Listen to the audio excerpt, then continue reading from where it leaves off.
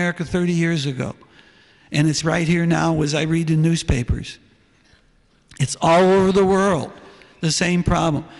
We were taken to a little tiny island off of Athens with a friend whose grandfather built a house there and her father enlarged it.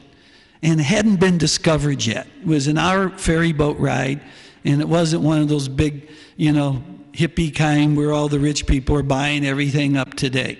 It was still a pretty low-key place. She said, now here's a farmer, he has organic things he grows.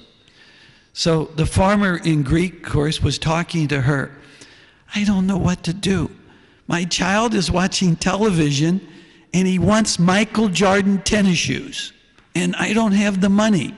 Here we are on this little tiny island over an hour ferry boat ride at Harley. There's nothing around but old-time little places to cook and bake in and a big mountain up on top where a little few shops are. There's nothing there.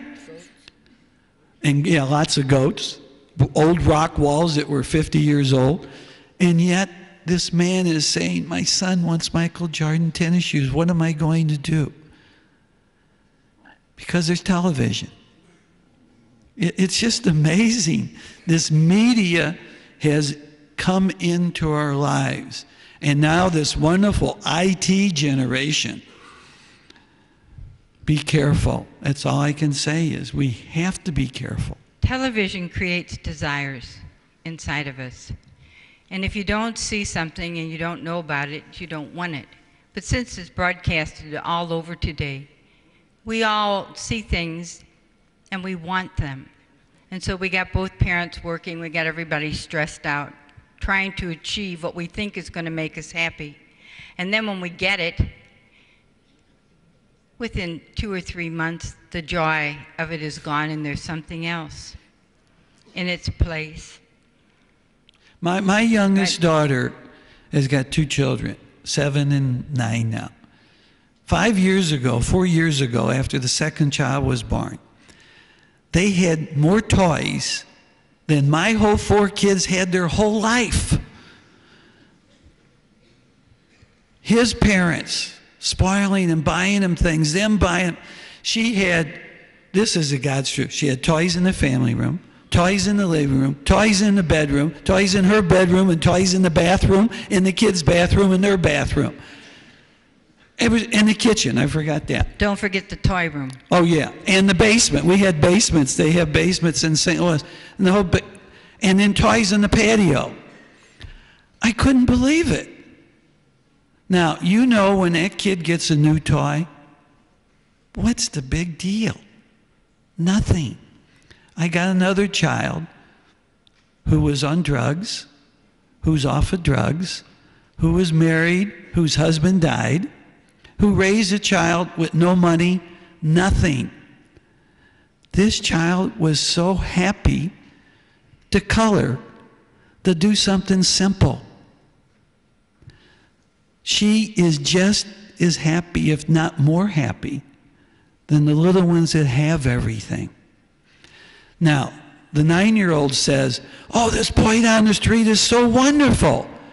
I said, oh, does he speak nice and he's polite? Oh, no, Grandpa.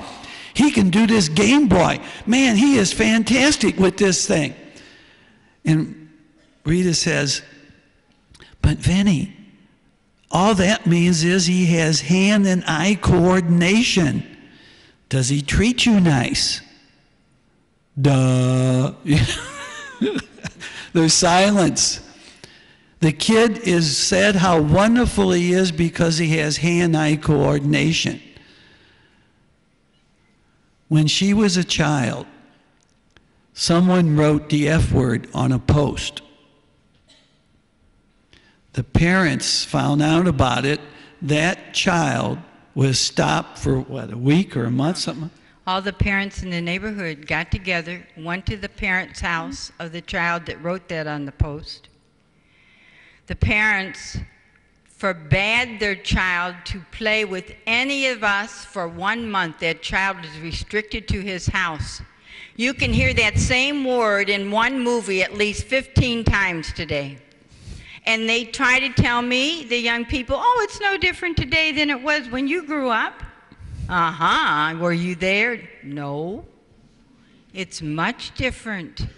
It's much different. We had more time for each other. In America today, the psychologists have finally realized that television is affecting our behavior. They say, this is from a Dr. Leonard Aron from the University of Michigan. Psychologists nearly unanimous in their conclusion that young children can be damaged by exposure to violent media. They are also saying not to allow your children to watch TV till the age of 12. Television, if you remove it from your home, or if you monitor it for only certain shows, you will cease so many problems in your life and in your children's life. We use it as babysitters when they're little. The kid's doing that, I don't have to be concerned. But what goes into that child at 3 to 5, you're going to be dealing with when they're a teenager. It's so important. There's two things that have created extreme problems, really three things. The changing role of woman, not having the mother in the home, has created a great problem for the children and for the mother, because the mothers are so stressed out. How would you like to hold down 2 jobs? Do you know they have come up with a figure, and that they now would pay a stay-at-home mother $170,000 a year because they added up all the jobs that a stay-at-home mother does when she stays at home, and she is now worth $170,000 a year. I could have told them that a long time ago. Now, one thing about violent games, and I want to say this quickly. I know we're getting close to the cutoff time, and I haven't even gotten to discipline yet. Violent games, if a soldier cannot shoot in the Army, they take him to an arcade, and they put a gun in their hands with a video. Now, I don't know if arcade games are big here, but they are in America. And they all got guns, and these little kids are sitting there shooting. That's how they trained. That's how they trained the soldiers who couldn't shoot how to shoot, by taking them to an arcade. And I know you've read in the newspaper how kids come into a school and shoot kids, right?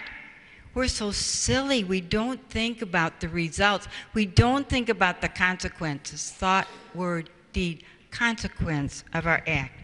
Baba tells us, discipline trains you to put up with disappointments. You will know that life has both ups and downs. I got discipline up. Psychologist. I'll take that back. Oh, okay. Because I don't know if we're going to get time for all that. The other way. That's it, honey. There's another doctor, Barry Basilton. He says being able to set limits is a parent's second most important job after love. Teach children not to receive anything for nothing.